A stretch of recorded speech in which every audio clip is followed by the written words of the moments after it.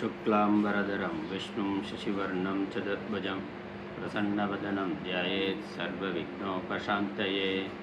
या देवी स्तूयते नित्यं विबुधैर्वेदपारगैः सा मे वसतु जिह्वाग्रे ब्रह्मरूपा सरस्वती। विजये सर्वविद्यानां विषजे भवरोगिणां गुरवे सर्वलोकानां दक्षिणामूर्तये नमः। श्रीदक्षिणामूर्तिसुदेशिकेन्द्रं द्वैपायनं सूत्रकृतं मुनीन्द्रं श्रीशङ्करं भाष्यकृतं यतीन्द्रं मद्देशिकञ्चापि नमामि विद्यै। ॐ सहना भवतु सहनौ भुनक्तु सह वीर्यं करवावहै तेजस्विनावधीतमस्तु मा विद्विषावहैः। ॐ शान्ति शान्ति शान्तिः।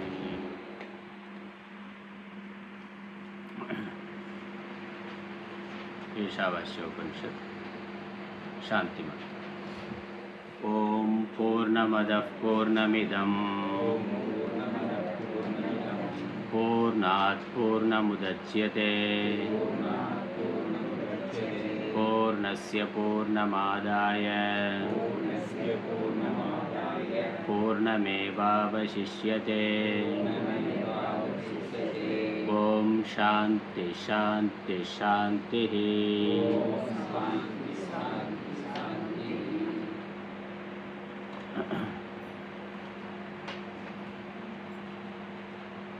முதல் மந்திரத்திலிருந்து படிக்கலாம். ஓம் ஈசாவாஸ்யமிதம் சர்வம் யத்கிஞ்ச ஜகத்யாம் ஜகதே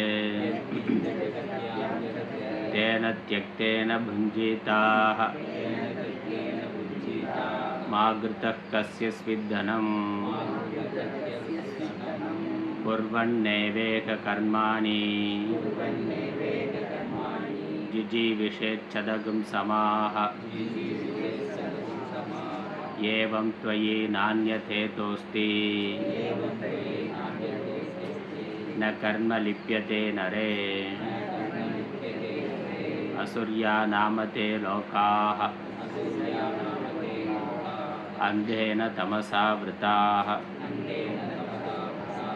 तागुंस्ते प्रेत्याभिगच्छन्ति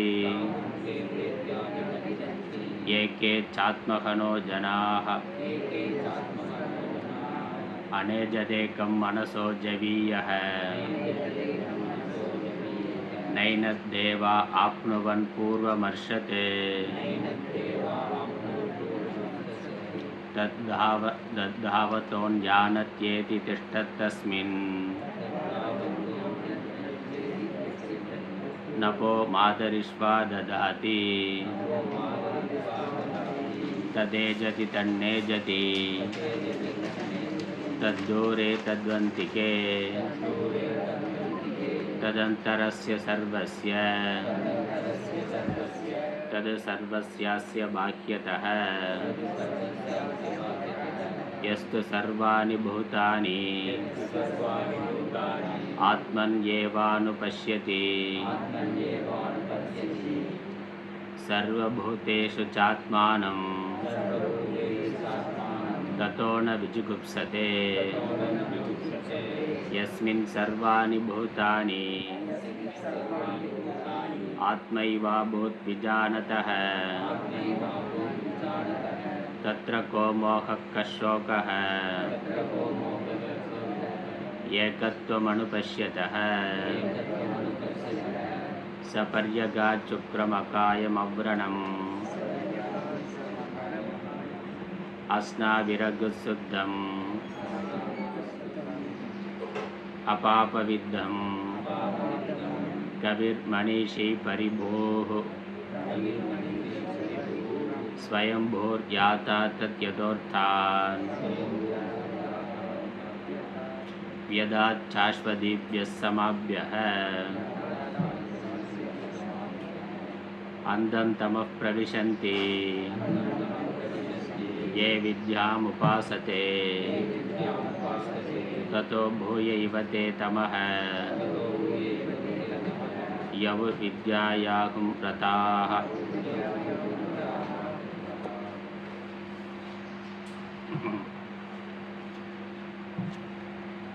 ஈஷாவாஸ்ய உபனிஷத்தில் 8 மந்திரங்கள் பூர்த்தி செய்து 9வது மந்திரத்துக்கான முகவுரை பார்த்து கொண்டிருக்கிறோம்.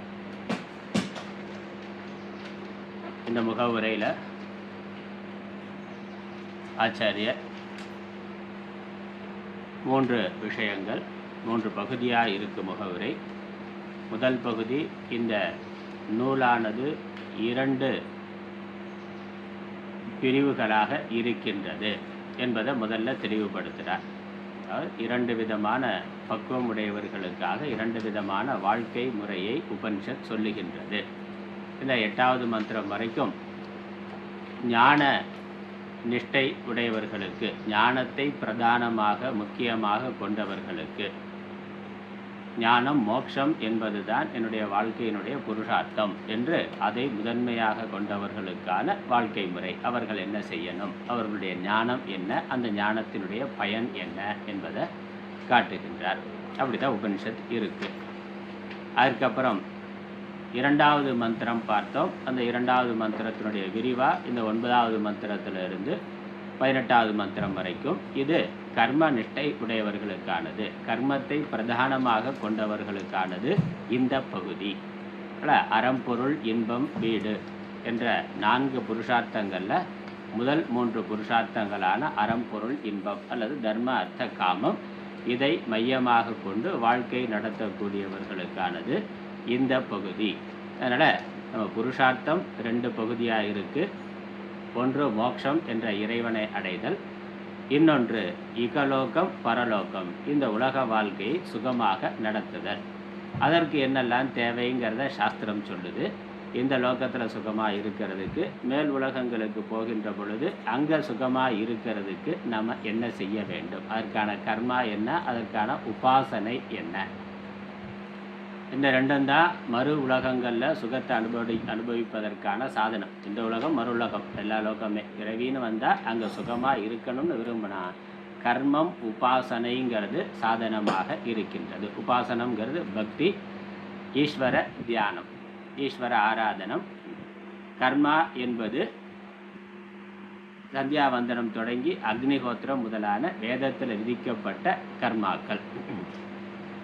இவைகளை முறையாக செய்யறதுனால புண்ணியம் ஏற்பட்டு ஒருவன் மறு உலகங்களுக்கு, மேலான உலகங்களுக்கு செல்லுகின்றான். இப்போ இந்த கர்மா உபாசனையை எப்படி பண்ணுறதுனால அவனுக்கு என்ன பலன் கிடைக்குங்கிறது இன்னொரு பகுதி, வாழ்க்கை முறை. இப்படி 2 பகுதிகளாக வேதம் இருக்குது. அதே தான் இந்த உபனிஷத்தும். ஆகவே 2 விதமான மனிதர்களுக்காக, 2 விதமான லட்சியம் கொண்ட மனிதர்களுக்காக 2 விதமான வாழ்க்கையை சொல்லி இருக்கின்றது. இது முதல் கருத்து. பிரகரண விபாகம்னு பேர். இந்த நூலில் இதுவரைக்கும் சொல்லப்பட்டது ஒருத்தருக்கு, ஞான நிஷ்டையை விரும்புகிறவர்களுக்கு, பரமபுருஷார்த்தமான மோட்சத்தை விரும்புகிறவர்களுக்கு. இனிமேல் சொல்லப்பட போகிறது கர்ம நிஷ்டை, அதில் வாழ்க்கையை நடத்தக்கூடியவர்களுக்கு. அதற்கப்புறம் இதில் கேள்வி வருது, இந்த 2ஐயும் ஏன் சமமாக சேர்ந்து செய்ய முடியாதா, ஒரே ஆளே 2ஐயும் செய்ய முடியாதா என்று கேள்வி கேட்கலாம். எனக்கு தர்மார்த்த காமமும் வேணும், மோட்சமும் வேணும். தர்மார்த்த காம மோட்சங்கிற 4 புருஷார்த்தம் தானே, அதனால் 4ம் எனக்கு தேவை. நான் 4ஐயும் ஒன்றா பண்ணக்கூடாதா, 4க்கான சாதனை 4 வந்து 2 ஆக்கிக்கலாம். தர்மார்த்த காமங்கிறது ஒரு குரூப், மோட்சங்கிறது ஒரு பிரிவு. இந்த 2 பிரிவு, இந்த 2ஐயும் நான் சேர்த்து ஒரே காலத்தில் செய்யக்கூடாதா, செஞ்சால் என்னன்னு. இந்த உலகத்துலேயும் சுகமாக இருக்கணும், மறு உலகத்துலேயும் சுகமாக இருக்கணும், மோட்சத்தையும் அடையணும். 2மே ஆசைப்படுறதுல என்ன தப்பு, ஆசைப்படலாமே, ஒன்றும் தப்பு இல்லையே. 2ஐயும் வந்து அதனால் சம காலத்தில் 2க்கான சாதனைகளையும் செய்ய முடியுமா, அப்படி தான் சாஸ்திரம் சொல்லுதுன்னு ஒரு சார. அதனால் இந்த உபனிஷத்து வேதங்களுக்கு அர்த்தம் கொடுக்கக்கூடியவர்களே, இது வந்து ஒன்றும் தனியாக 2 பிரிவு, 2 வேறு மனிதர்களுக்கானதுன்னு பிரிக்க வேண்டியதில்லை. எல்லாருக்கும் பொதுவானது. எல்லாரும் கர்மத்தையும் செய்யணும், எல்லாரும் ஞானத்தையும் அடையணும். அதனால் மரண பரியந்தம் கர்மாவை யாரும் விடக்கூடாது. ஞானத்தையும் அதற்கான அபியாசத்தையும் உபனிஷத் பகவத்கீதையை படிக்கிறதையும் ஒரு பக்கம் செய்து கொண்டு இருக்கலாம், கர்மாவையும் ஒரு பக்கம் செய்து கொண்டு இருக்கலாம். இதையும் தனித்தனியாக பிரித்து இது வேறு ஆளுக்கு அது வேறு ஆளுக்குன்னு சொல்கிறீங்க. எல்லோரும் எல்லாம் எல்லாருக்கும்னா, அதனால் எல்லாருக்கும் எல்லாம்ங்கிறத நம்ம பாலிசி. அதனால் எல்லாருக்கும் எல்லாம்ங்கிறத ஏன் வைத்து கொள்ளக்கூடாது, சம காலத்தில் ஏன் இதை செய்யக்கூடாது என்று கேள்வி. அதற்கும் பதில் சொல்கிறார். அதை நம்ம சென்ற வகுப்பில் பார்த்தோம். இங்கே வந்து எல்லாருக்கும் எல்லாங்கிறதுல ஒன்றும் தடை கிடையாது. எல்லாருக்குமே தர்ம அர்த்த காம மோட்சங்கிற 4 புருஷார்த்தத்தை அடைவதற்கான தகுதி இருக்கிறது. எல்லாத்துக்கும் முயற்சி பண்ணலாம். ஆனால் ஒரே சமயத்தில் பண்ண முடியாது. அதை நம்ம சொல்கிறோம். யாரும் மோட்சத்துக்கு போகக்கூடாது, இவர்களுக்கு மட்டும்தான் மோட்சத்துக்கு தகுதி, மற்றவர்களுக்கு இல்லை அப்படின்னு சொல்லலை. எல்லாருக்குமே அதான் புருஷார்த்தம். அதனால் இது வந்து பொதுவாக உலகத்தில் இருக்கக்கூடிய மனிதர்கள் மட்டுமல்ல, எல்லா ஜீவராசிகளுக்குமே இதான் லட்சியம். இதை தவிர வேறு ஒன்றும் கிடையாது. தர்ம அர்த்த காம மோட்சங்கிறத தவிர வேறு ஒரு லட்சியம் கிடையாது. அதனால் இது எல்லோருக்கும் பொதுவானது தான். ஆனால் இங்கே விஷயம் என்னென்னா, ஒரே காலத்தில் ஒரு மனிதன் ரெண்டையும் செய்ய முடியாது. ஒரு குறிப்பிட்ட காலம் வரைக்கும் ஒன்றுக்கு முக்கியத்துவம் கொடுக்கணும், அப்புறம் இன்னொன்றுக்கு முக்கியத்துவம் கொடுக்கணும். அதனால் இது 2 பிரிவுகளாக பிரித்து ஒரே மனிதன் செய்ய வேண்டியது. அதான் ஒரே சமயத்தில் வந்து நான் வந்து மாஸ்டர் டிகிரியும் பண்ணுவேன், அப்புறம் வந்து பேச்சுலர் டிகிரியும் பண்ணுவேன்னா, இல்லை ஸ்கூலில் படிக்கிற பொழுதே நான் காலேஜ் பாடத்தையும் படிப்பேன்னா படிக்க முடியுமா? ஸ்கூலில் படிக்கிறது ஒரு பாடம்னா அது முடித்த பிறகு காலேஜுக்கு போகிறதுன்னு இருக்குது. ஏன் நான் 2 ஒன்றா பண்ணக்கூடாதானே? எல்லாருக்கும் எல்லாம் பண்ணுறதுக்கு அதிகாரம் இருக்குது. ஸ்கூலுக்கு போ, காலேஜுக்கு போ, பிஹெச்டி வரைக்கும் போ, எல்லாத்துக்கும் அதிகாரம் இருக்குது. ஆனால் ஒரே சமயத்தில் நான் பகுதி நேரம் ஸ்கூலுக்கு போகிறேன், பகுதி நேரம் காலேஜுக்கு போகிறேன்னா அது சாத்தியம் இல்லைல்ல. அப்போ இதுக்கான இது முடிஞ்ச பிறகு, இதற்கான பக்குவம் அடைந்த பிறகு தான் அங்கே போக முடியும். அப்படித்தான் சாஸ்திரம் சொல்லுது. அதனால் இது 2 நிலைகள் அப்படின்னு சொல்லுது. அதனால் 2 நிலைகள். ஒரு குறிப்பிட்ட காலம் வரைக்கும் தர்ம அர்த்த காமம், குறிப்பிட்ட காலத்துக்கு பிறகு மோட்சங்கிற புருஷார்த்தம். அதுதான் நம்ம சொல்கிறது. அதனால் இதை வந்து டெக்னிக்கலாக சொன்னால் மற்ற சில கர்மத்தை பிரதானமாக சொல்லக்கூடியவர்கள் சமுச்சயம் என்று சொல்லுகிறார்கள். இங்கே சாஸ்திரம் நம்ம சொல்கிறது கிரம சமுச்சயம்னு சொல்கிறோம். சமுச்சயம்னா 2ஐயும் ஒரே காலத்தில் ஒன்றா பண்ணுறது, ஒரே நேரத்தில் பண்ணுறது. ஒரே நேரத்தில் நான் வந்து கூல்ட்ரிங்க்ஸும் குடிப்பேன், காஃபியும் குடிப்பேன்னா. அதனால் வெயில் அதிகமாக இருக்குது, அதனால் கொஞ்சம் கூல்ட்ரிங்க்ஸ் குடித்தா நல்லா இருக்கும் அப்படின்னா. அதே சமயம் தினம் 11 மணி ஆச்சுன்னா டீ சாப்பிட்டு பழக்கம், அதனால் டீயும் குடிப்பேன்னா. ரெண்டையும் குடி தப்பு இல்லை, ஒரு அரை மணி நேரமாவது கேப் விட்டு குடினா. அதனால் ஒரு 2ஐயும் ஒன்றா கலந்து குடிக்க முடியாது. இது சூடாக இருக்கிறது, அது குளிர்ச்சியாக இருக்கிறது, 2ஐயும் கலந்து குடிக்க முடியாது. இதையே வேணால் ஃப்ரிட்ஜில் வச்சு ஐஸ்டு டீயாக குடிக்கலாம். அது கொண்டு வந்துட்டான். ஐஸ்டு டீ, ஐஸ்டு காஃபி எல்லாம் வருது. அதனால் அப்படி வேணால் நீ குடிக்கலாமே வெளியே. நான் கூல்ட்ரிங்க்ஸையும் வந்து இதையும் வந்து காஃபியும் ஒன்றா கலந்து குடிப்பேன்னா அது குடிக்க முடியாது. அது குடித்தா நல்லதில்லை, அது வந்து சரியானது கிடையாது. அதனால் பிரயோஜனம் இல்லை. இதுவும் வேலையை செய்யாது, அதுவும் வேலை செய்யாது, 2ம் சேர்ந்து வேறு ஏதாவது தப்பாக வேலை செய்யலாம். அதனால் இது முன்னாடி அது பின்னாடின்னு ஒரு இடைவெளி விட்டு செய்யலாம், ஒன்றா செய்ய முடியாது. அதுதான் இங்கே இந்த என்ன சொல்கிறார், ஒன்றா செய்ய முடியாதுங்கிறது. ஆகவே அவர்கள் வந்து ஒன்றா செய்யலாம்னு சொல்கிறத மறுத்து ஒன்றா செய்ய முடியாது, ஒன்றுக்கு பின் ஒன்றாக செய்யலாம், ஒன்றுக்கு பிறகு இன்னொன்றாக செய்யலாம். ஏன் ஒன்றாக செய்ய முடியாதுங்கிறதுக்கான விளக்கம் தான் நம்ம சென்ற வகுப்பில் பார்த்தோம். இங்கே ஞான நிஷ்டை, ஞானத்தை விரும்புகிறவனுக்கு விவேக வைராக்கியமானது இருக்குது. ஞானமும் வந்துவிட்டால் அவனுக்கு சாத்திய சாதன பேதம் என்பது இல்லை. சாத்திய சாதன பேதம்ங்கிறது ஞான நிஷ்டையில் இருக்கிறவனுக்கு அந்த பேதம்ங்கிறது இருக்காது. கர்மத்தில் இருக்கிறவனுக்கு சாத்திய சாதன பேதம் வந்து தெளிவாக இருக்கணும். முக்கியமாக சாத்திய சாதன பேதம்னா நம்முடைய லட்சியம் ஒன்று, அதை அடையிறதுக்கான ஒரு வழிமுறை சாதனம் இது அப்படிங்கிற அந்த விவேகம். அப்போ நான் இருக்கிறேன், எனக்கு அடையிறதுக்குன்னு ஒரு இலக்கு இருக்குது, அந்த இலக்கை நான் இப்படி அடைய வேண்டும்னு அதுக்கு ஒரு முறை இருக்குல்ல. இங்கேருந்து மதுரைக்கு போகணும் அப்படின்னாக்கா, மதுரை நான் அடைய வேண்டிய இலக்கு, இப்போ நான் தேனியில் இருக்கேன், இங்கேருந்து மதுரைக்கு போகணும், என்னுடைய லட்சியம். அப்போ போக வேண்டிய இடம் வேறையாக இருக்குது, நான் இருக்கிற இடம் வேறையாக இருக்குது. இங்கேருந்து அங்கே போகிறதுக்கு நான் பைக்கில் போகலாம், பஸ்ஸில் போகலாம், ட்ரெயினில் போகலாம், சொந்தமாக கார்லேயும் போகலாம். அது சாதனம். அடைய வேண்டிய இலக்கு மதுரைங்கிறது சாத்தியம். இப்போ இது 2 இருக்கணும்னா நான் இருக்கிற இடம் வேறு, அது வேறையா இருக்கணும். கர்மிக்கு அப்படி இருக்குது. கர்மிக்கு வந்து நான் வந்து இப்போ சம்சாரியாக இருக்கேன், எனக்கு வந்து பணம் இல்லை, அல்லது இது இல்லை, அது இல்லை, கல்யாணம் ஆகலை, குழந்தை இல்லை, இப்படி பல பிரச்சனைகள் இருக்குது. அப்போ இதை வந்து எனக்கு தீரணும். அதை தீர்வதற்கு சாஸ்திரம் என்ன சொல்லுது, இந்த கர்மாவை பண்ணு, அதனால் உனக்கு இந்த பலன் கிடைக்கும், இந்த தேவத்தினுடைய அருள் கிடைக்கும், அதனால் உன்னுடைய தேவைகள் பூர்த்தியாகும்னா. அப்போ நான் இருக்கிறேன், எனக்கு ஒரு தேவை இருக்குது, அதை நிறைவேற்றி வைக்கக்கூடிய ஒரு தேவத்தை இருக்குது, அதை அடையிறதுக்கு ஒரு சாதனம் வேதமே ஒரு கர்மாவை சொல்லி இருக்கு. ஆகவே நான் இதை செய்கின்றேன், இதை செய்ய வேண்டும்ங்கிற அந்த பேதமானது இருக்கணும். நான் இருக்கிறேன் அப்படிங்கிற ஒரு ஜீவபாவம், ஒரு கர்த்தா ஒரு கர்த்தத்துவம், நான் இதை செய்யணும், எனக்கு இந்த தேவை இருக்குங்கிற ஆசை உடைய ஒருவன், என்னால் ஆசைப்படக்கூடிய ஒரு பொருள், அதை அடைவதற்கான ஒரு சாதனம். இது இருக்கிறது தர்ம அர்த்த காமத்தில் இருக்கிறது. எனக்கு பணம் வேணும்னா, பணம் வேணும்னாக்கா என்கிட்ட இப்போ பணம் இல்லை, எனக்கு பணம் வேணும்னா அதுக்கு நான் ஒரு வேலைக்கு சேரணும், அல்லது ஒரு தொழில் பண்ணணும், கஷ்டப்பட்டு உழைக்கணும், பணம் சம்பாதிக்கணும். பணம் வந்துட்டால் எனக்கு நிறைவாக திருப்தியாக இருக்கும். இதுதான் கர்மியினுடைய மனநிலை. கர்ம நிஷ்டனாக இருக்கிறவனுக்கு மனநிலை என்னது, அவனுக்கு ஒரு தேவை இருக்குது, ஆசை இருக்குது, பணம் வேணும் அல்லது இன்பம் வேண்டும். இன்பம் வேண்டும்ங்கிறதுக்காக எனக்கு கல்யாணம் பண்ணிக்கணும், குழந்தைகள் வேணும் அப்படிங்கிறது. அப்போ அது ஒரு தேவை இருக்குது, அதை அடைய வேண்டிய ஒரு இலக்கு இருக்குது, அதை அடைவதற்கான சாதனம் இருக்குது. இது கர்ம நிலையில் இருக்கிற பொழுது. அல்லது தர்மத்தை எடுத்துக்கொண்டால் நான் புண்ணியம் பண்ணணும், நிறைய கஷ்டத்தில் துன்பத்தில் இருக்கிறேன், என்ன காரணம்னு கேட்டால் நீ பாப்பம் நிறையா பண்ணியிருக்கிற, அதான் கஷ்டத்துக்கு காரணம், இனிமேல் கஷ்டம் போகணும்னாக்கா மாற்றி புண்ணியம் நிறையா பண்ணுன்னா. இப்போ இருக்கிறத விட இருக்க கஷ்டம் போகணும், இதை விட இன்னும் நிறையா சுகத்தை அனுபவிக்கணும்னா அதற்கு நீ புண்ணிய கர்மாக்களை நிறையா பண்ணு, தர்மம் பண்ணுன்னு சாஸ்திரம் சொல்லுது. அப்போ நான் அடைய வேண்டிய இலக்கா புண்ணியம் இருக்குது, அதற்கு நான் புண்ணிய கர்மாவை பண்ணணும்னு ஒன்று இருக்குது. இது கர்ம நிலையில். ஆனால் ஞான நிலையில், ஞான நிஷ்டையில் இருக்கிறவனுக்கு என்னது, ஏற்கனவே 7-8 ஸ்லோகங்களில் பார்த்தோம்.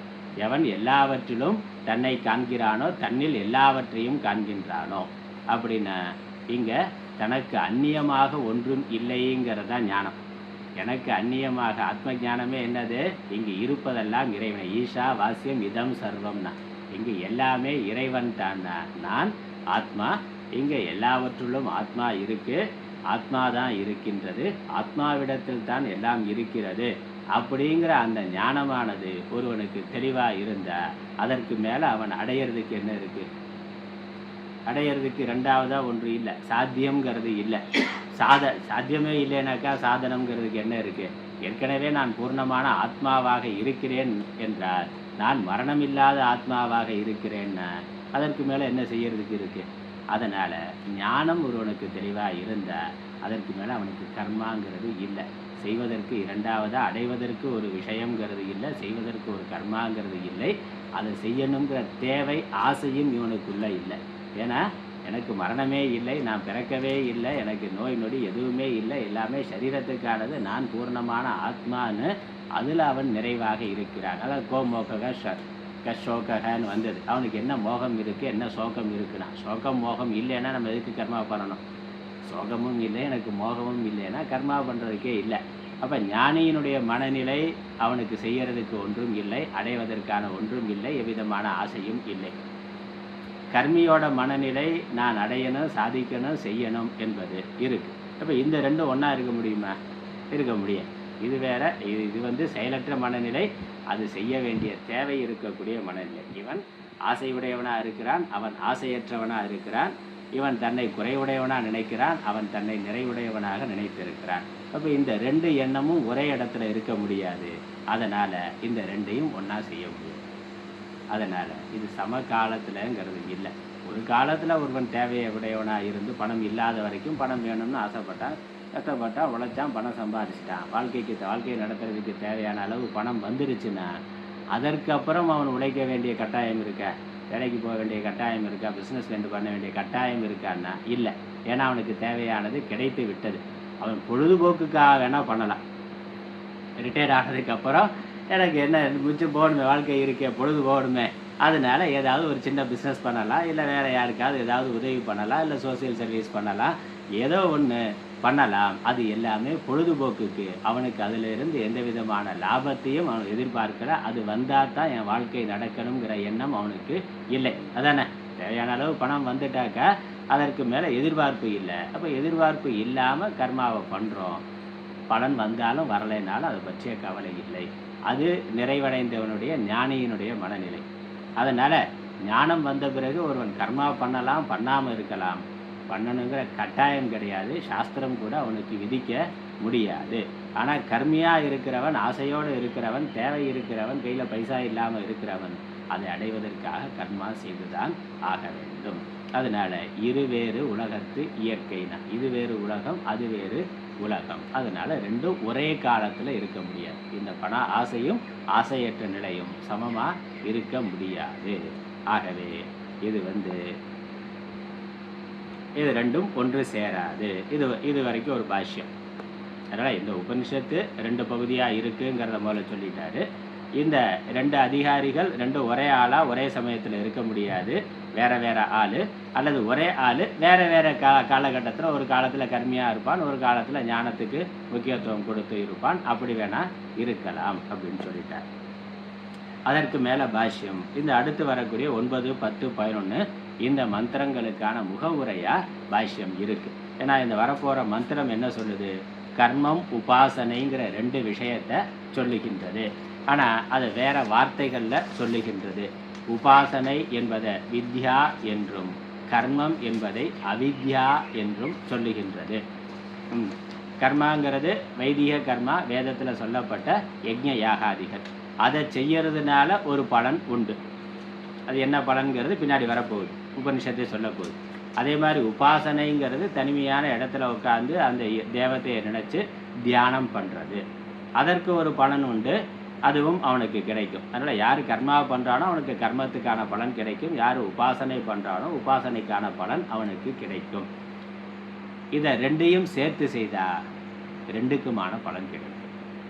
2ஐயும் சேர்த்து ஒரே சமயத்தில் அவன் செய்தான்னாக்கா 2க்குமான பலன் அவனுக்கு கிடைக்கின்றது. சாஸ்திரம் என்ன சொல்லுது? இதை தனித்தனியாக செய்யறதை விட சேர்த்து செய்யறது மேலானது. ஏன்னா நீ கர்மா பண்ணுறதுன்னு முடிவு பண்ணிட்ட, உனக்கு ஒரு ஆசை இருக்குது, கர்மா பண்ணுறதுன்னு முடிவு பண்ணிட்ட, உழைக்கிறதுன்னு முடிவு பண்ணிட்ட, அதை முழுமையாக நல்லா சரியாக உழைத்தனா முழுமையான பலன் உனக்கு கிடைக்குமே என்று சாஸ்திரம். அதனால் இது 2ஐயும் சேர்த்து பண்ணு. கர்மா உபாசனை 2ஐயும் சேர்த்து செய்யறது மேலானது அப்படிங்கிறத காட்டுவதற்காக இந்த உபனிஷத்து என்ன பண்ணுது?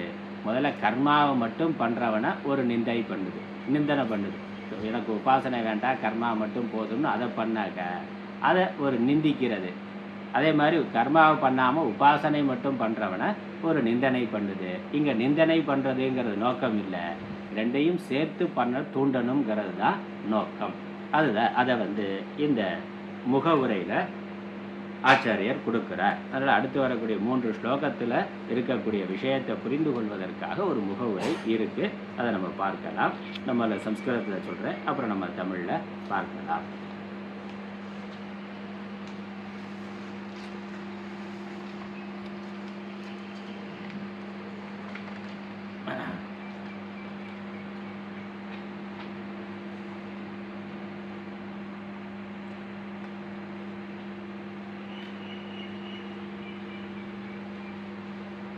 तयोः ज्ञानकर्मणोः इह एकैक अनुष्ठाननिन्दा समुच्चिशेषया न निन्दा परैव एकैकस्य पृथक् फल श्रवणात् विद्यया तत् आरोगन्ति विद्यया देवलोकः न तत्र दक्षिणायान्ति कर्मणा पितृलोकः इति न हि शास्त्रविहितं किञ्चित् अकर्तव्यताम् इयात् தயோகோ ஞான கர்மனோகோ. இந்த ஞானம் கர்மம் என்ற 2. ஞானம் என்பது இங்கே உபாசனையை குறிக்கிறது. ஞானம்னாக்கா அறிவுங்கிற அர்த்தம் இல்லை, இங்கே உபாசனை பக்திங்கிற அர்த்தம். ஞானம் வித்யா என்பது உபாசனையை குறிக்கிறது. ஈஸ்வர தியானம், உபாசனைனா ஈஸ்வர தியானம். 2 தயோகோ ஞான கர்மனோகோ. ஞானம் கர்மம் 2லும் இங்கே ஏக அனுஷ்டான நிந்தா சமுச்சி சீஷையா. ஒன்றொன்றையும் தனித்தனியாக அனுஷ்டானம் பண்ணுறது நிந்திக்கப்படுகின்றது. நமக்கு அடுத்த மந்திரம் பார்த்தா தெரியும். இந்த நிந்தாவோட தாத்பரியம் நிந்தா பராயவ, நிந்திக்கிறது இங்கே தாத்பரியம். கர்மத்தை பண்ணுறதுனால நீ இருளுக்குள் செல்வாய்னா, உபாசனையை பண்ண அதை விட அதிகமான இருளுக்குள் செல்வாய் அப்படி சொல்லியிருக்கு. மந்திரம் அதான் வருது. கர்மத்தை பண்ணால் அதனுடைய பலனா நீ இருளுக்குள் போவாய். கர்மத்தை மாத்திரம் பண்ண, உபாசனை இல்லாமல் கர்மாவை மட்டும் பண்ண நீ இருளை அடைவான். யார் கர்மாவை மட்டும் பண்ணுறானோ அவன் இருளை அடைவான். கர்மாவை விட்டுட்டு எவன் உபாசனையை மட்டும் செய்வானோ அவன் அதைவிட இருளை அடைவான்னு நிந்தனை பண்ணியிருக்கு. இங்கே நிந்தனை பண்ணுறதோட நோக்கம் நிந்தனை பண்ணுறதில்லை, ரெண்டையும் சேர்த்து செய்யணுங்கிறத வலியுறுத்துறது. சிலர் ஸ்கூலில் படிக்கிற பொழுது ஸ்போர்ட்ஸில் நல்ல ஆர்வமாக இருக்கும், படிப்பு சுமாராக தான் இருக்கும்.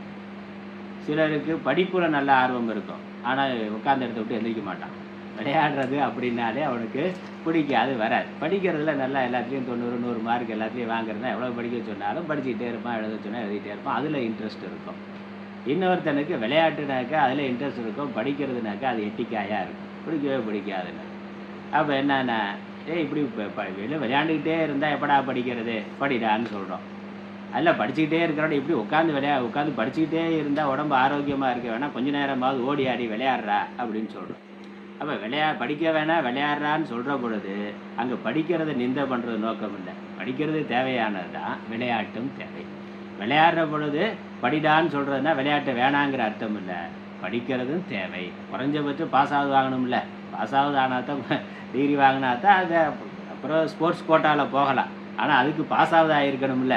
அதனால் நீ 90 100 மார்க் வாங்க வேண்டாம், ஒரு 60 மார்க்காவது வாங்குகிற அளவுக்காவது நீ படிக்கணும். அந்த அளவுக்காவது படிக்கிறதுக்கு கவனம் செலுத்தணும். அப்புறம் ஸ்போர்ட்ஸில் இருனா. அப்புறம் 100 மார்க் வாங்குறவனுக்கு நீ 100 மார்க் வாங்கு, ஆனால் உட்காந்து 100 மார்க் வாங்கிட்டு உடம்பு ஆரோக்கியம் போயிட்டாக்கா எப்படி? நல்ல பெரிய வேலைக்கு போனால் கை நிறையா பணம் சம்பாதிக்கலாம், ஆனால் உடம்பு ஆரோக்கியமாக இருக்காதுன்னு. அப்போ கொஞ்சம் நேரம் விளையாடணும், யோகாசனம் பண்ணணும், எக்ஸசைஸ்லாம் பண்ணணும், அதுக்கும் கொஞ்சம் நேரம் கொடு, கவனம் கொடுன்னு அப்போ சொல்கிறோம். அப்போ இது ரெண்டும் சேர்ந்து இருக்கிறது நல்லது. அந்த மாதிரி இங்கே உபனிஷத்தானது கர்மாவை மட்டும் பண்ணுறதுனால அதற்கு ஒரு பலன் சொல்லுதுங்கிறதுனாலேயே இங்கே நிந்தனை பண்ணுற பொழுது நிந்தனை பண்ணுறது நோக்கம் இல்லை. அதே மாதிரி உபாசனை மட்டும் பண்ணுறதுனால அதுக்கும் ஒரு பலன் சொல்லுது. அதே சமயம் உபாசனையை நிந்தையும் பண்ணுது. காரணம் ரெண்டையும் சேர்த்து செய்யணுங்கிறதுக்கு தான். அதை எங்கள் ஆச்சார் தெளிவுபடுத்துகிறார். ஏகசிய பிரதக் பல ஸ்ரவணாத், ஒன்றொன்றுக்கு தனித்தனியாக ஒரு பலன் சொல்லி இருக்கிறதுனால அதை செய்யக்கூடாதுன்னு சொல்கிறது நோக்கம் அல்ல. என்ன பலன் சொல்லியிருக்கு? வித்யா தத் ஆரோகந்தி, வித்தையினால் அவன் அதில் ஏறுகின்றான், அது மேல் லோகம் பிரம்மலோகத்துக்கு செல்லுகின்றான்னு சொல்லியிருக்கு. வித்யா தேவலோகன, வித்தையினால வெறும் உபாசனை மட்டும் பண்ணுறதுனால ஒருவனுக்கு தேவலோக பிராப்தி, தேவதா பிராப்தியானது கிடைக்கும். தேவதா ஒரு ஈஸ்வர ரூபத்தை எடுத்துக்கொண்டு தொடர்ந்து தியானம் பண்ணான்னா அந்த ஈஸ்வரன் எந்த லோகத்தில் இருக்கிறாரோ அந்த லோகத்துக்கு இவன் போகலாம். நல்லா உபாசனை பண்ணால் அந்த ஈஸ்வர ரூபத்தையே அடையலாம், சாரூபம் அப்படிங்கிற பலன் சொல்லி இருக்கு. அதே மாதிரி ந தத்ர தட்சிணா யாந்தி, அவன் தட்சிண மார்க்கத்தில் செல்வது இல்லைங்கிறதும். கர்மனா பித்ருலோக, கர்மாவை பண்ணுறதுனால ஒருவனுக்கு பித்ருலோகம்ங்கிற பலனானது கிடைக்கும். உபாசனை பண்ணுறதுனால தேவலோகம்ங்கிற பலன், கர்மாவை பண்ணுறதுனால பித்ருலோகம்ங்கிற பலனானது கிடைக்கும்னு தனித்தனியாக பண்ணுறதுக்கு பலன் சொல்லி இருக்கு. ஆகவே பண்ணக்கூடாதுங்கிற நோக்கம் இல்லை. அதே சமயம் இந்த இடத்துல தனியாக பண்ணுறதை நிந்தனை பண்ணியிருக்கு. காரணம் ரெண்டையும் சேர்த்து செய்யணுங்கிறத வலியுறுத்துவதற்காக. அதான் என்னுடைய. அதனால் இங்கே இன்னொரு வாக்கியம் சொல்கிறாரு, நகி சாஸ்திர விகிதம் கிஞ்சித் அகர்த்தவியதாம், சாஸ்திரத்தில் சொல்லப்பட்ட எதுவும் செய்யப்படாமல் விடத்தக்கது அல்ல. சாஸ்திரத்தில் ஒன்று சொல்லியிருக்குன்னா கண்டிப்பாக அது செய்ய வேண்டியதற்கு பலனும் சொல்லியிருக்குனாக்கா செய்யணும். அதனால் இது விடுறதுங்கிறது நோக்கம் அல்ல, செய்யணும், சேர்த்து செய்யணும், நல்லா செய்யணுங்கிறதுக்காக. என்னுடைய நம்ம புக்கில் இருக்கக்கூடிய தமிழ் அர்த்தம் பார்க்கலாம், எங்கே இருக்குன்னு சொல்கிறேன்.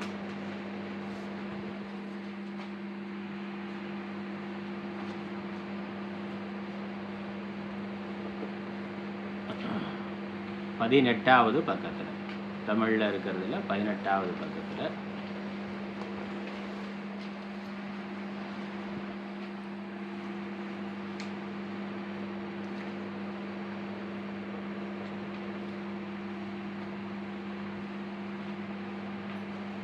ஆண்டு அப்படின்னு ஆரம்பிக்கிறதுலேருந்து பார்க்கணும். அதுக்கு முன்னாடி விஷயம்னா நம்ம பார்த்துட்டோம். ஆண்டுன்னு 1 2 3 4 5 6வது பாரை. ஆண்டு எதற்கு எதனோடு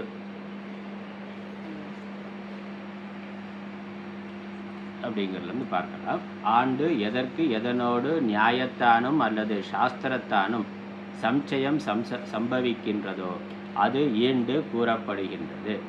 எது எதனோடு சேரும், அதாவது அந்த கர்மாவும் ஆத்ம ஞானமும் சேராது, கர்மமும் உபாசனையும் சேரும். ஒரு ஈஸ்வர தியானமும் கர்மமும் சேரும். அதனால் நம்ம விஷ்ணு சாஸ்திரம் அதோட பாராயணம் பண்ணுற பொழுது முதல்ல தியானம்னு வருது. இங்கே பூஜை பண்ணுற பொழுது அதில் ஒரு தியானம்ங்கிறது இருக்குது, ஜபம்ங்கிறது ஒரு அங்கமாக இருக்குது. அப்போ ஒரு ஃபிசிக்கலாக ஒரு ஈஸ்வர விக்கிரகத்தை வைத்துக்கொண்டு அதுக்கு அபிஷேகம் பண்ணுறோம், அர்ச்சனை பண்ணுறோம், தூப தீப நைவேத்தியம்லாம் பண்ணுற பொழுது பண்ணி முடிச்சுட்டு அந்த ஈஸ்வர ரூபத்தை கண்ணை மூடி தியானம் பண்ணலாம், அதை சேர்த்து பண்ண முடியும். ஆனால் இந்த ஞானம்ங்கிற வேதாந்த விஷயமோ அதுவும் சேராது. அது அதனுடைய அங்கம் இல்லை, அது தனியாக பண்ண வேண்டியது, இது தனியாக பண்ண வேண்டியது இல்லை. அதுதான் இங்கே சொல்கிறார். எது எதோடு சேரும் அப்படின்னாக்கா, எது தெய்வ வித்தம் தேவதா விஷய ஞானம் கர்ம சம்பந்த தன்மையால் உபன்யாசிக்கப்பட்டதோ அக்தாம் பரமாத்ம ஞானம் அன்றாம். வித்தையினால் தேவலோகம் என வேறு பலன் கேட்கப்படுவதின். இங்கே உபாசனை அப்படிங்கிறதுக்கு தேவலோகம்னு பலன் சொல்லி, இங்கே ஞானத்தோட பலன் இங்கேயே கிடைக்குது, ஜீவன் முக்திங்கிற பலன் இங்கேயே கிடைச்சிருது. ஆனால் உபாசனைக்கு பலன் தேவலோகத்தை அடைதல் என்பது தான். அப்போ வேற வேற பலனாக இருக்குது. அந்த அடுத்த வாக்கியம், அந்த ஞான கர்மங்களுக்கு ஈண்டு ஒன்றொன்றின் அனுஷ்டான நிந்தை சம்சய இச்சையால் செய்யப்படுகின்றது. ஒன்றொன்றின்னா கர்மாவை மட்டும் பண்ணுறது நிந்தனை பண்ணப்படுது, உபாசனை மட்டும் பண்ணுறது நிந்தனை செய்யப்படுகிறது. அதற்காக சமுச்சய இச்சையால் செய்யப்படுகின்றது. ரெண்டையும் சேர்த்து செய்யணுங்கிறத வலியுறுத்துறதுக்காக சொல்லப்படுகின்றது. வித்தையினால் அதனை ஏறிவிடுகிறான். வித்தையினால் தேவலோகம் ஆண்டு தட்சிணா செல்வதில்லை. கர்மத்தினால் பித்ருலோகம் என்பனவாதி வேறு பலன் கேட்கப்படுதலின் நிந்தையின் பரமே அன்றாம் சாஸ்திரத்தால் விதிக்கப்பட்டது.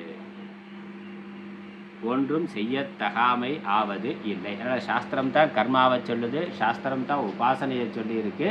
அதனால் ரெண்டுமே செய்யத்தக்கது. அதே சாஸ்திரம் அதை நிந்தனை பண்ணுறதும் பண்ணுது, கர்மாவை மட்டும் பண்ணுறத நிந்தனை பண்ணுது. அப்போ அதுவே சாஸ்திரமே கர்மாவை பண்ணுறதுனால இந்த பலன் என்றும் சொல்லி இருக்கு.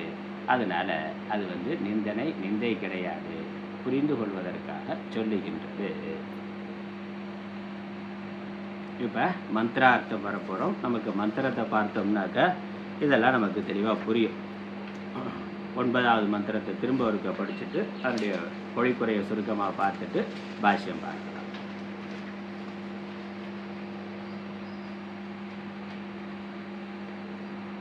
மந்திரம் இந்த முகவுரைக்கு மேலே இருக்கும், பார்த்துங்க. அந்தந்தம பிரவிசந்தி ये विद्याम् उपासते ततो भूयैव ते तमः यव विद्यायाहुं रथाः. இதுக்கு அர்த்தம் ये तु अविद्याम् उपासते,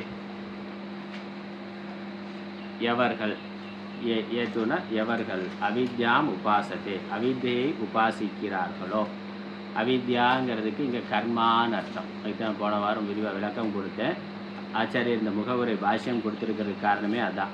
இங்கே கர்மாங்கிறது நேரடியாக கர்மாங்கிற வார்த்தையினால் சொல்லப்படலை, அவித்யாங்கிற வார்த்தையினால் சொல்லப்பட்டிருக்கு. அதே மாதிரி உபாசனை என்ற பக்தி யோகம் நேரடியாக பக்தி உபாசனைங்கிற வார்த்தையினால் சொல்லப்படாமல் வித்யான்னு சொல்லியிருக்கு. வித்யான்னா சாதாரணமாக நமக்கு ஞானம்ங்கிறது தான் தெரியும். இங்கே இடத்துல வித்யானாக்கா தியானம் அப்படின்னு அர்த்தம், உபாசனைன்னு அர்த்தம். ஒரு ஈஸ்வர ரூபத்தை எடுத்துக்கொண்டு ஜபம் பண்ணுறது, தியானம் பண்ணுறது என்ற அர்த்தத்தில் இங்கே சொல்லியிருக்கு. ஆனால் வித்யானாக்கா ஜபம்னாக்கா, ஜபம் தியானம்னா, அவித்யாங்கிறது கர்மா. அப்போ வித்யா ஜபம் தியானம்னாக்கா ஃபிசிக்கலான செயல்பாடை விட்டு ஒரு இடத்துல உட்காந்து பண்ணக்கூடியது. உடல் அசைவு இல்லாமல் அமைதியாக உட்காந்து கண்ணை மூடி மனசுக்குள்ளே அந்த ஈஸ்வர ரூபத்தை கொண்டு தியானம் பண்ணணும். அல்லது அந்த ஈஸ்வரனுடைய நாமாவளியை எடுத்துக்கொண்டு ஓம் நம சிவாய இல்லை ஓம் நமோ நாராயணாயன் கண்ணை மூடி மனசுக்குள்ளே சொல்லணும்.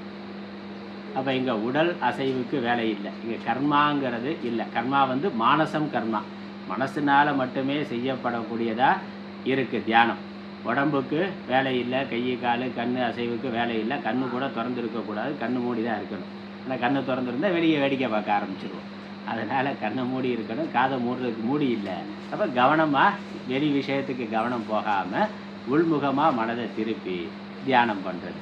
அதனால் தியானம் உபாசனை அப்படின்னு சொல்கிற பொழுது அது உடம்பு அசைவில்லாமல் செய்யக்கூடிய ஒன்று. அதற்கு வித்யா அப்படின்னு பேர் சொன்னதுனால உடம்பு அசைவோடு செயல்படக்கூடியதுக்கு சாஸ்திரம் அவித்யாங்கிற பேரை சொல்லுது. இதுக்கு ஆப்போசிட். வித்யானா அசையாமல் உட்காந்துருக்கிறதுனா, அவித்யானா ஓடி ஆடி வேலை செய்கிறது. அதனால் பகவானுக்கு அபிஷேகம் பண்ணணும்னா அபிஷேக திரவியத்தை கொண்டு வரணும். அப்புறம் பக்கத்தில் உட்காந்து ஒன்று ஒன்றா எடுத்து ஊற்றணும். அப்புறமா வஸ்திரம் வச்சு தொடச்சி க்ளீன் பண்ணி அப்புறம் புதுசாக வஸ்திரம் கட்டி மாலையெல்லாம் போட்டு, அப்போ அதில் வந்து உடல் செயல்பாடு இருக்குது. தியானங்கிறதுல உடலோட செயல்பாடு இல்லை, மனசுக்கு மட்டும்தான் வேலை. அமைதியாக உட்காந்து பண்ணணும். அதனால் செயலின்மைங்கிறத வித்யாங்கிற வார்த்தையில் சொன்னதுனால செயல்படுதல் என்பதை அதற்கு ஆப்போசிட்டான வார்த்தை தான் அவித்யாங்கிற வார்த்தையினால் சொல்லி இருக்கு. அதனால் இந்த ஆ நஞ்சு, ஆங்கிறத நஞ்சுன்னு சொல்லுவோம், எதிர்ப்பதம்.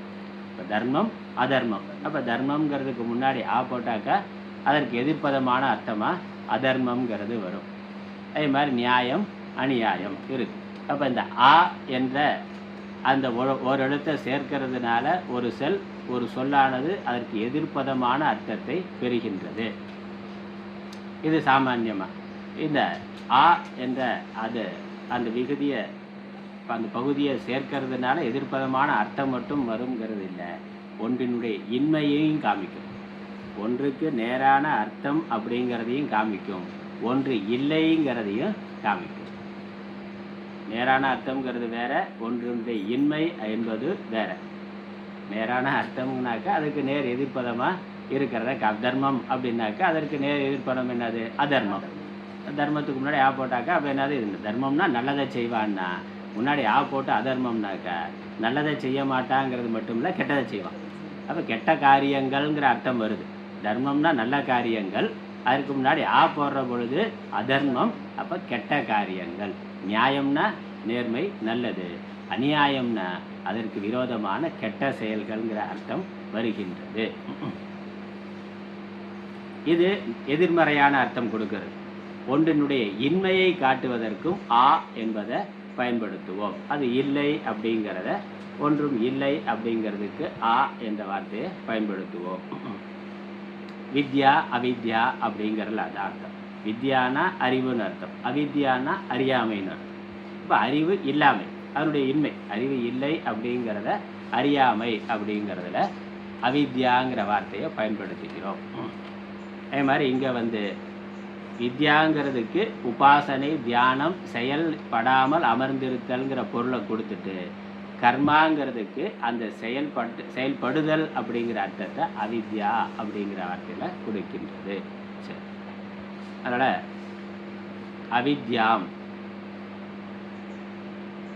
அப்போ அவித்யாம் உபாசதேனா கர்மத்தை யார் செய்கிறார்களோன்னு அர்த்தம்.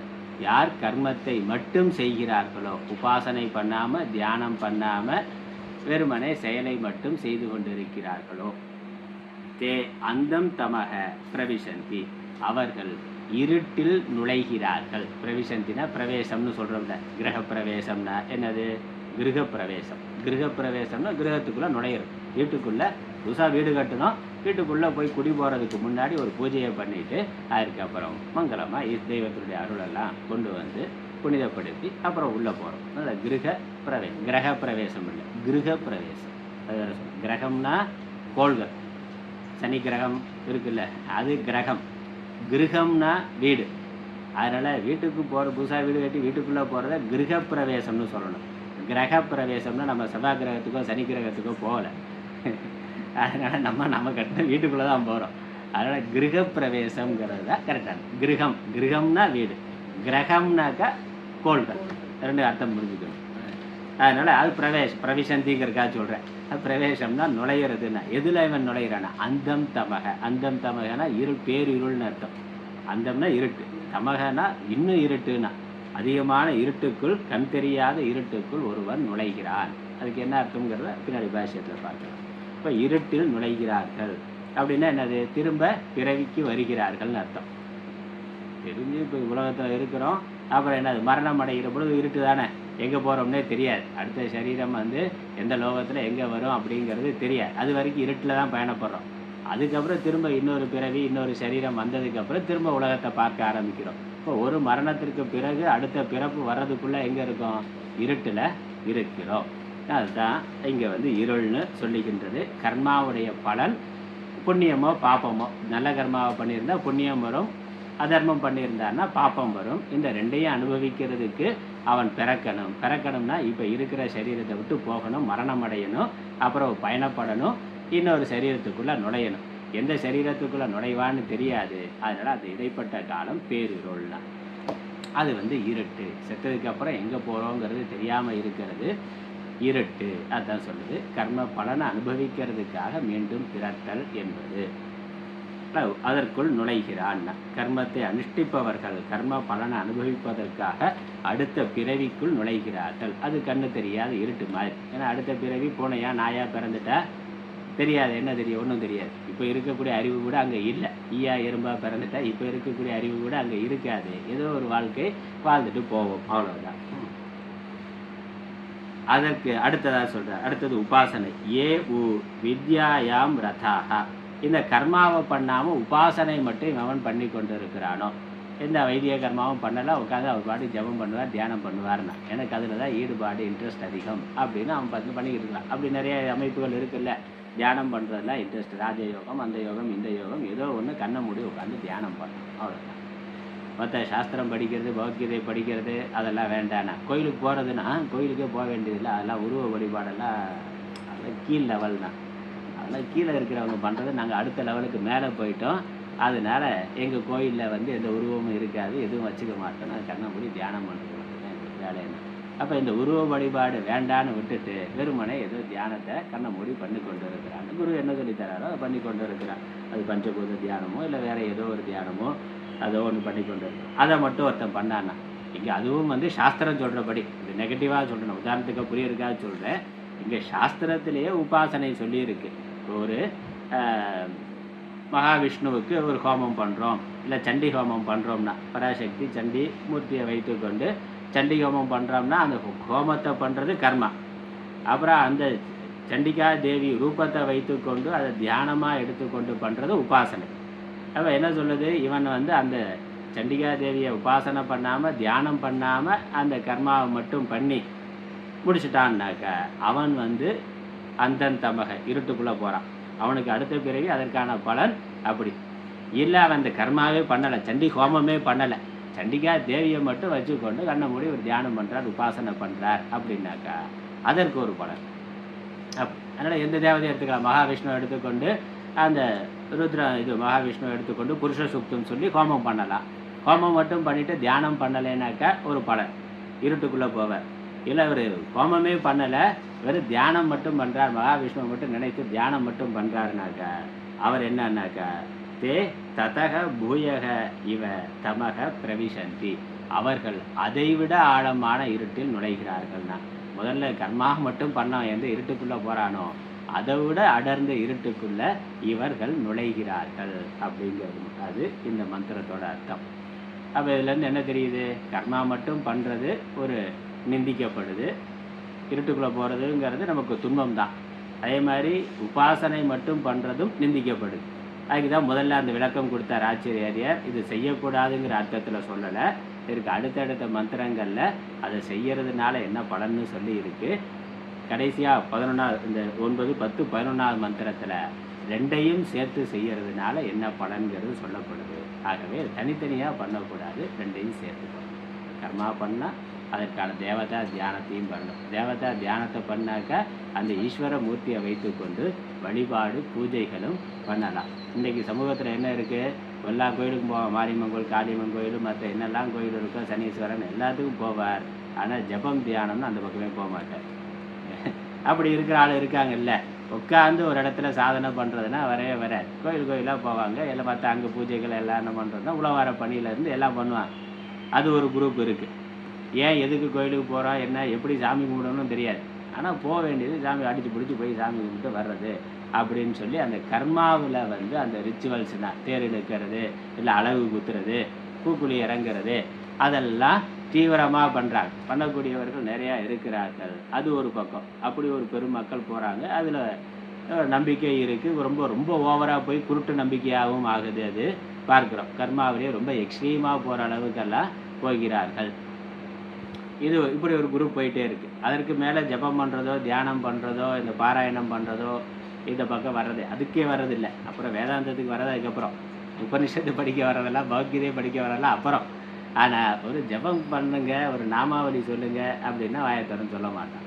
ஆனால் சோசியல் சர்வீஸ் பண்ணுங்க, இல்லை இது அவ்வளோவார பணி பண்ணுங்கன்னா பண்ணுவான். அப்படி ஒரு பிரிவு இருக்குது. இன்னொரு குரூப் என்ன இருக்குது, இது கோயில் பக்கமே நாங்கள் போக மாட்டோம், நாங்கள்லாம் மேலே சொன்ன மாதிரி நாங்கள்லாம் யோக மார்க்கத்தில் இருக்கிறோம், அதனால் நாங்கள் இதை மட்டும்தான் பண்ணுவோம்னா ஒரு ஜபம் தியானம் மட்டும் பண்ணி கொண்டு இருக்கிறார், அவ்வளவு மட்டும்தான் பண்ணுவார், உருவ வழிபாடு வேண்டாம் அப்படின்னு நினைக்கிற சில அப்படி சொல்லக்கூடிய சில சம்பிரதாயங்கள் இருக்குது. சில குருமார்கள் அப்படி சொல்லி கொண்டு இருக்கிறார்கள். சில ஆன்மீக அமைப்புகள் சொல்லுது, நீ கடவுளையே பார்க்க வேணாம், குருவை மட்டும் நினச்சி தியானம் பண்ணுவேனா. மகாவிஷ்ணு அதெல்லாம் கல் விக்கிரகம்லாம் அதெல்லாம் வெறும் கல் தான், தேவையில்லை, அதனால் என்னோடய குரு ஃபோட்டோவை மட்டும் வச்சுக்க, ஜபம் தியானம் பண்ணு, அப்பப்போ டொனேஷன் மட்டும் கொடுத்துருங்க. கோயிலில் உண்டியில் போட வேணான்ட்டான். ஆனால் இங்கே இவருக்கு குருவுக்கு மட்டும் அப்பப்போ டொனேஷன் அனுப்பிச்சுட்டே இருக்கு. அப்படி எல்லா அமைப்புகள் நிறைய இருக்குது பார்க்குறோம். அதனால் அது ஒரு குரூப்புனா நம்ம என்ன சொல்கிறோம், நம்ம பாரம்பரியமாக ஹிந்து தர்மத்தை சொல்கிறவங்க என்ன சொல்கிறோம், நீ கோயிலுக்கு போ, பூஜை பண்ணு, பூக்குழி இறங்குறியா இறங்கு, அழகு குத்துறியா குத்து, பாத யாத்திரையை போறியா போ, அதே சமயம் ஜபம் தியானமும் பண்ணணும். முறையாக சமய தீட்சை வாங்கி கொண்டு ஓம் நம சிவாய ஜபம் பண்ணு, திருவாச்சகம் முற்றுவதல் பண்ணு, அப்புறம் அந்த மாதிரி உட்கார்ந்து பண்ணக்கூடிய கொஞ்சம் அறிவு சார்ந்த வேலையும் பண்ணு. இப்படி பிசிக்கலாகவே பண்ணி கொண்டு இருக்கிறது ஒரு பக்கம், அது வேணான்னு சொல்லலை, அதையும் பண்ணு. அதோட படிப்படியாக அடுத்த நிலைக்கு உட்காந்து ஜபம் பண்ணுறது தியானம். அதனால தான் நம்ம கோயிலில் 3 வேலை, வேறு எந்த கோயிலையும் கிடையாது, 3 வேலையும் பூஜையினுடைய ஒரு அங்கமாக 16 தடவையாவது தட்சிணாமூர்த்தி மந்திரத்தை உட்காந்து பண்ணுறதுன்னா, ஏன்னா அது பூஜையினுடைய அங்கம். அதான் உபாசனைங்கிறது அதான். அந்த 16 தடவை ஓம் நமோ பகவதே தட்சிணாமூர்த்தி மக்கியமேதாம் பிரக்ஞாம் பிரயத்து ஸ்வாக சொல்கிறவங்க வேறு எந்த கோயிலையும் அது இருக்கானா, அவர் போனால் அப்படி விட்டு வர அவ்வளோதான், வேறு ஒன்றும் கிடையாது. அந்த அபிஷேகம் பண்ணுற நேரத்தில் அபிஷேகம் பண்ணுவாங்களே வெளியே, மற்றவரையெல்லாம் ஒன்றும் இல்லை. இந்த ஜபம் பண்ணுறது அவங்க தனிப்பட்ட முறையில் சந்தியாவந்தனமாக பண்ணுறானா பண்ணலையாங்கிறதே சந்தேகமாக இருக்குது. அப்படி இன்றைக்கு கோயிலில் இருக்காங்க. அப்போ சாஸ்திரம் என்ன சொல்லுது, அதுவும் பண்ணணும் இதுவும் பண்ணணும். அதனால தான் நம்ம கோயிலில் அத்தனை பிரகாரம் வச்சுருக்காங்க. கோயிலில் போனால் பழைய கோயில்கள் போனாக்கா அந்த கோயிலில் எல்லாத்துக்கும் மேடை இருக்குது, சந்நிதி இருக்குது, எல்லா தெய்வ சந்நிதியும் இருக்குது. அப்புறம் அமைதியாக உட்காந்து தியானம் பண்ணுறதுக்கான இடமும் இருக்குது. ராமாயண மகாபாரதம் சொற்பொழிவு நடத்துறதுக்கு அதுக்குன்னு ஒரு தனியாக ஒரு மண்டபம் வச்சுருக்காங்க. கலை நிகழ்ச்சிகள் நடத்துறதுக்குன்னு ஒரு மண்டபம் வச்சுருக்கிறான். மீனாட்சி அம்மன் கோயில் போனால் எத்தனை மண்டபம், ககாரத்தில் பார்த்தா எத்தனை மண்டபம் இருக்குது. ஒன்றுக்கும் அதெல்லாம் நடக்கணும்னா அது எல்லாமே சேர்ந்து தான் ஆன்மீக சாதனை. ஏதோ ஒன்று மட்டும் கிடையாது, எல்லாத்துக்கும் அங்கே இடம் இருக்கணும். அது எல்லாருமே சேர்ந்து தான். அது நம்ம எல்லா கலைகளுமே அதுக்குள்ளே வச்சுருக்குறோம். அது பரதநாட்டிய கலையாக இருக்கலாம், இசை கலையாக இருக்கலாம், ஓவிய கலையாக இருக்கலாம், சிற்பக்கலையாக இருக்கலாம். எல்லாமே ஆன்மீக சாதனை ஒரு இறை வழிபாட்டினுடைய ஒரு பகுதியாக வைத்திருக்கு. எல்லாமே தேவைன்னு தான் கோயிலுக்கு எல்லாத்துக்கும் இடம் கொடுத்துருக்காங்க. அவ்வளோ பிரம்மாண்டமாக கோயில் கட்டியிருக்கிறாங்க. அப்போ எல்லாத்துலேயுமே ஒருவன் கலந்து கொள்ள வேண்டும். எல்லாத்துக்கும் ஒரு பலன் உண்டு, அதற்குன்னு ஒரு பலன் உண்டு. அந்த பலனெல்லாம் சேர்ந்து நமக்கு கிடைக்கிற பொழுது தான் அது நம்மளுடைய ஆன்ம வளர்ச்சிக்கு உதவியாக, நம்ம ஆன்மீகத்தில் மேலே மேலே போகிறதுக்கு, அதற்கு மேலே சரியை கிரியை யோகத்துக்கு அப்புறம் ஞானம்ங்கிற இந்த சித்தாந்த சாஸ்திரங்களை படிக்கிறதுக்கு அதை நம்ம கொண்டு வந்து சேர்க்கும். அதுதான் இங்கே உபனிஷத் சொல்லுது. அதனால் இதில் ஒன்றை மட்டும் எடுத்துக்கொண்டு அதை மட்டும்தான் நான் பண்ணுவேன் அப்படின்னு சொன்னேன், அதை நிந்தனை செய்கின்றது. அதனுடைய நோக்கம் இது எல்லாம் சேர்ந்து செய்கிறது நல்லது என்பது. இதனுடைய பாஷ்யார்த்தம் நம்ம தமிழில் புக்கில் இருக்கிறத படிக்கலாம். அந்தம் தமக ஆண்டு அந்தம் தமக அப்படின்னு முதல்ல ஆரம்பிக்குது. அந்தம் தம அதர்சன ரூபம் இருட்டை அடைகின்றனர். அந்தம் தமகனா பார்க்க, அந்தம்னா கண்ணுக்கு தெரியாத இருள், கண்ணுக்கு தெரியாத தமஸ்னா இருள்னு அர்த்தம். இருளை அடைகிறார்கள். யார் அடைகிறார்கள்? நான் தமிழில் இருக்குது, சம்ஸ்கிருதத்தில் அப்படியே சொல்லிவிட்டு அதோட வார்த்தை தமிழ் அர்த்தமும் சொல்லிட்டு போயிடுறேன். அதர்ஷனாத்மகம் தமக பிரவிசந்தி. இக்கேன யார் நுழைகிறார்கள்? ஏ அவித்யாம் அவித்யான வித்யா அன்யா அவித்யா, வித்தைக்கு வேறான கர்மா, வித்யான உபாசனை, வித்யா அந்யான வித்தைக்கு வேறான அவித்தையை, அவித்தைன உபாசனையை, இப்போ வித்தைக்கு அந்நியமான அவித்தையை, அதாவது கர்மம் என்பது பொருளாம். அவித்யாங்கிறதுக்கு கர்மம்ங்கிற பொருள். யார் கர்மாவை மட்டும் செய்கிறார்களோ,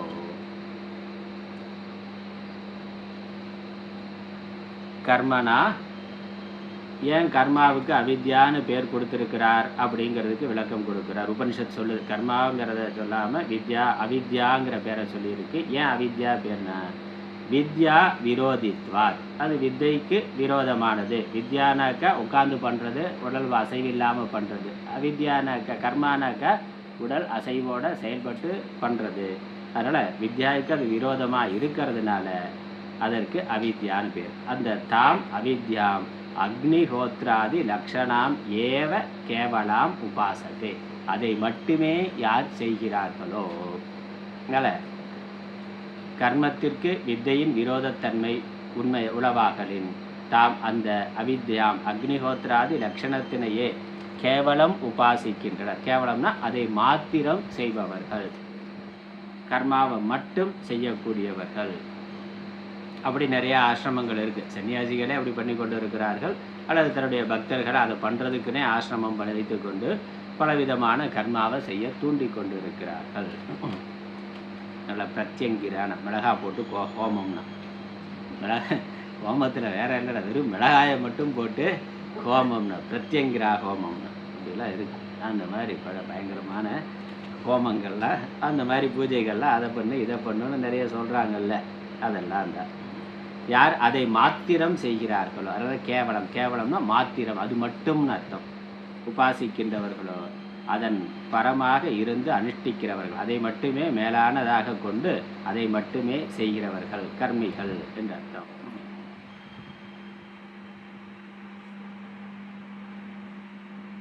ததக அவர்கள்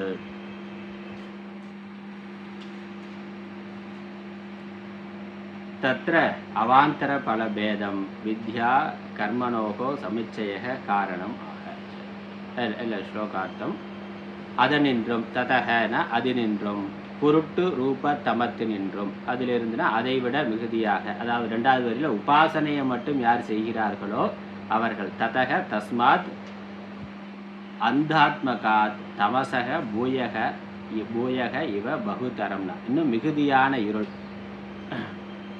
அந்த கர்மாவை பண்ணுறவன் போய் சேருகின்ற அந்த இருட்டு உலகத்தை விட குருட்டு ரூப தமத்து நின்றும் பூயக இவக இன்னும் மிகுதியாகவே தே தமக பிரவிசந்தி, அவர்கள் யார் உபாசனையை மட்டும் செய்கிறவர்கள் மிகுதியான இருளை அடைகிறார்கள். எவர்கள் கர்மத்தினை விட்டு எவர்கள் வித்யாம் ஏவ தேவதா ஞானத்தின் கண்ணே ரதாக ரமிக்கின்றனரோ, தேவத்தை எந்த கர்மாவும் வேண்டியதில்லை, எந்த தேவையில்லை, ஹோமம் பண்ணாத, யாகம் பண்ணாத, பூஜை பண்ணாத, ஜபம் பண்ணாத, வெறும் தியானம் மட்டும் பண்ணணும். அப்படி யார் சொல்லுகிறார்களோ அவர் என உணர்க, அவர்கள் அதைவிட இருண்ட உலகத்தை அடைகிறார்கள். ஆண்டு இங்கே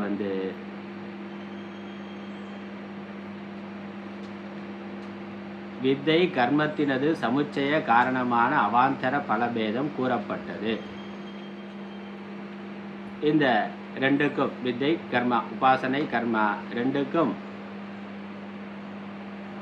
சேர்த்து ஒரு பலனானது பிறகு கூறப்படுகின்றது.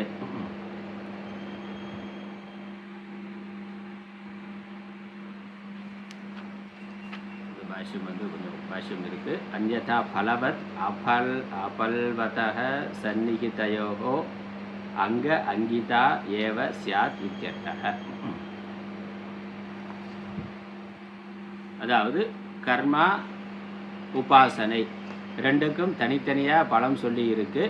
அதனால் ரெண்டையும் தனித்தனியாக செய்கிறதோட ஒரு பலன் கிடைத்தாலும் சேர்த்து செய்கிறதுல கூடுதலான பலன் இருக்கின்றது என்பது கருத்து. வித்தை கர்மங்களினது சமுச்சய காரணமான அவாந்தர பல பேதம் கூறப்பட்டது. இங்ஙனம் கொள்ளாக்கால் சந்நிதியில் உள்ள பலம் உடையதற்கும் பலம் இல்ல இயன்றியதற்கும் அங்க அங்கித்தன்மையே ஆம் என்பது பொருள். இங்கே அங்க அங்கி என்பதை சொல்கிறார். அதாவது ஒரு கர்மா இருக்கு, ஒரு செயல் இருக்குன்னா அதனுடைய அங்கமா ஒன்று இருக்கும். அங்கமா இருக்கிறதுக்கு தனியாக பலன் சொல்லியிருக்காரு. கடையில் போய் இட்லி என்ன விலைன்னா, இட்லி வேணும்னா இட்லி 2 இட்லி போட்டிருக்கானே, போர்டுலேயே போட்டிருக்கான் 2 இட்லி 25 ரூபா 50 ரூபான்னா. சட்னி சாம்பார் என்ன விலைன்னா கிடையாது. இட்லி வந்தால் இட்லிக்கு இது மட்டும்தான் விலை, சட்னி சாம்பாருக்கு விலை கிடையாது. அது அதோட அடிஷ்னலாக வரும். அப்போ இட்லிங்கிறது அங்கம், அதனுடைய இட்லிங்கிறது அங்கி, அதனுடைய அங்கமாக அதனுடைய பகுதியாக இருக்கிறது சட்னி சாம்பார். அதனால் அதுக்கு தனியாக ஒரு விலை சொல்லணுங்கிறது. அதுக்கும் சொல்கிறான். பெரிய ஸ்டார் ஹோட்டலில் போனீங்கன்னாக்கா நீங்கள் பரோட்டா மட்டும் கொடுப்பான். அப்புறம் அதுக்கு சைட் டிஷ் என்ன வேணுங்கிறத, பன்னீர் மசாலாவா வேறு என்ன அப்படிங்கிறத தனியாக சொல்லணும். அதுக்கு தனியாக ஒரு பில்லு. இல்லைன்னா வெறும் பரோட்டா மட்டும்தான் வரும். அதுக்கு சைட் டிஷ் என்ன வேணும்னு நீ தனியாக மெனுவை பார்த்து ஆர்டர் பண்ணால் அது ஒரு 250 ரூபா போட்டிருப்பான். அது தனியாக இப்போ அது கலியுகத்தில் அது இன்னும் விசேஷமாக வந்துருச்சு. சாதாரண நம்ம கடையில் போனாக்கா இட்லி வேணும்னு 2 இட்லி கொடுங்கன்னாக்கா சட்னி சாம்பார் கொடுப்பான். அப்போ இட்லி மெயின் டிஷ்ஷு, அதுக்கு தான் விலை. சட்னி சாம்பாருக்கு விலை கிடையாது. அதான் அங்கி அங்கம்னு பேர். அப்போ அங்க ஒன்றினுடைய கர்மா துணையாக இருக்கிற பொழுது அதுக்கு தனியாக ஒரு பலன் சொல்லியிருக்காரு. ஆனால் எனக்கு கடையில் போய் இட்லி கொடுங்க தோசை கொடுங்கண்ணா, இட்லிக்கு ஒரு பில்லு தோசைக்கு ஒரு பில்லு. அப்போ இட்லியும் தோசையும் அங்கே அங்கி கிடையாது. இட்லியும் சட்னி சாம்பாரும் அங்கே அங்கி இல்லை. இட்லியும் சட்னி சாம்பாரும் அங்கே அங்கி. அப்போ இட்லிக்கு மட்டும்தான் விலை, சட்னி சாம்பாருக்கு விலை இல்லை. அந்த மாதிரி இந்த கர்மா உபாசனை இது அங்கே அங்கி சம்பந்தம் இருக்கான்னா, அங்கே அங்கி சம்பந்தம் இருக்குன்னா கர்மாவுக்கு மட்டும் பலன் இருக்குது, உபாசனைக்கு பலன் சொல்லாமல் இருக்கணும்.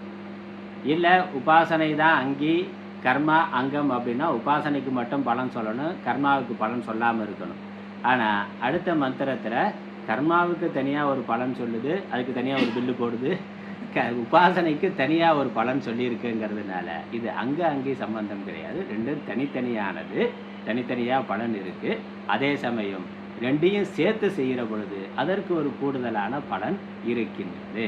அதனால் அதான் இங்கே சொல்கிறார். அதனால் அங்கே அங்கித்தன்மை அப்படிங்கிறது இங்கே இல்லை. ரெண்டும் தனித்தனியான சாதனை. அதே சமயம் ரெண்டையும் சேர்த்து செய்கிற பொழுது அதற்கு ஒரு கூடுதலான ஒரு பலனானது இருக்கின்றது. அதனால் நம்ம மருந்து சாப்பிடும்போது ஆயுர்வேத மருந்தெல்லாம் சாப்பிட்டாக்க மருந்து கொடுப்பாங்க, அப்புறம் ஒரு பத்தியமும் சொல்லுவாங்க, இதெல்லாம் சாப்பிடுங்க இதெல்லாம் சாப்பிடாதீங்கன்னு. மருந்தோட தனியாக மருந்து தனியாக கொடுத்துறாங்க. அப்புறம் இதெல்லாம் நீங்கள் சாப்பிடக்கூடாது, அப்புறம் மருந்தோடு சேர்த்து இந்த காய்கறிகள்லாம் சாப்பிட்டாக்கா இன்னும் மருந்து நல்லா வேலை செய்யும்னாக்கா. அப்போ என்னது, மருந்து சாப்பிட்றது முக்கியமானது, அதற்கு தேவையான பத்தியத்தை கடைபிடிக்கிறது முக்கியமானது. நான் மருந்தை மட்டும் சாப்பிடுவேன், பத்தியத்தை கடைபிடிக்க மாட்டேன்னா மருந்து முழுசாக வேலை செய்யும், ஓரளவுக்கு வேலை செய்யும். இல்லை நான் மருந்து சாப்பிட மாட்டேன், பத்தியத்தை மட்டும் கடைபிடிப்பேனாலும் அதுவும் வேலை செய்யும், ஓரளவுக்கு நல்லது தான், வேலை செய்யும். ஸ்வீட்டே சாப்பிடாமல் இருந்தால் கொஞ்சம் நம்மளுக்குள்ள தானாக சுகர் குறையும். தனியாக மாத்திரை எடுத்துக்கலைனாலும் ஸ்வீட்டு தவிர்த்த அதிகமாக சுகரை ஏற்றக்கூடிய பதார்த்தங்களை குறைச்சிக்கிட்டே வந்தாலே சுகர் கண்ட்ரோலுக்கு வந்துடும். அதனால் அப்படியே பத்தியத்தை மட்டும் கடைபிடித்து ஓரளவுக்கு பலன் உண்டு. நான் பத்தியம்லாம் கடைபிடிக்க மாட்டேன், மாத்திரையை நல்லா சாப்பிடுவேன், ஸ்வீட்டும் சாப்பிடுவேன்னா அப்போ என்னது, மாத்திரை வேலை செய்யும், ஆனால் ஓரளவுக்கு தான் வேலை செய்யும். ரெண்டுக்கும் தனித்தனியாக பலன் உண்டு. ஆனால் மாத்திரையும் சாப்பிட்டு பத்தியத்தையும் கரெக்டாக கடைபிடிச்சா, வேறு ஸ்வீட்டு பலகாரம்லாம் எதுவும் சேர்க்காம, அதே சமயம் சுகருக்கான மாத்திரையும் சரியாக கடைபிடிச்சாக்கா கண்ட்ரோலாக இருக்கும். அதான் இங்கே உபனிஷத்து சொல்லுது, கர்மாவுக்கு மட்டும் பண்ணேன்னா ஒரு பலன் உண்டு, ஞானத்தை உபாசனையை மட்டும் பண்ணேன்னா ஒரு பலன் உண்டு, அதே சமயம் ரெண்டும் சேர்த்து செய்தேன்னா முழுமையான பலன், இன்னும் மேலான பலன் உண்டு. அதுதான் இங்கே கருத்துக்கு சரி. இப்படி நம்ம 9வது ஸ்லோகத்தை ஒரு வழியாக முடிச்சிட்டோம், 9வது மந்திரத்தை ஒரு வழியாக முடிச்சிட்டோம். அதுக்கான அர்த்தம் இதுதான்.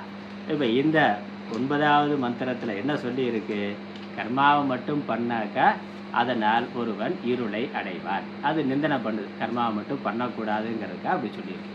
உபாசனையை மட்டும் பண்ணுறதுனால அதை விட பேருருளை அடைவான் அப்படின்னா அதை மட்டும் தனியாக பண்ணக்கூடாதுன்னு சொல்லியிருக்கு. அடுத்த மந்திரத்தில் அதுக்கு இன்னும் கொஞ்சம் விளக்கம் கொடுத்து சொல்லிக்கிறார்கள். அடுத்த மந்திரம் அதுக்கப்புறம் 11வது மந்திரத்தில் தான் இந்த 10வது மந்திரத்தில் கர்மத்துக்கு ஒரு பலன் சொல்லுது, உபாசனைக்கு ஒரு பலன் சொல்லுது. என்ன பலன்னு 11வது மந்திரத்தில் இந்த ரெண்டையும் சேர்த்து செய்கிறதுனால என்ன பலன்கிறது அடுத்து சொல்லியிருக்கு. நமக்கு நேரமாச்சு. 10வது மந்திரத்தை மட்டும் படித்து இன்றைய வகுப்பை நிறைவு செய்வோம். 10 அந்யதேவாகுர் வித்யயா அந்யதாகுர் அவித்யயா இது சுஷ்ருமதீராணாம் ஏனஸ்தத் விசச்சக்ஷிரே அந்யதேவாகுர் வித்யயா அந்யதாகுர் அவித்யயா இது சுஷ்ருமதீராணாம் ஏனஸ்தத் விசச்சக்ஷிரே.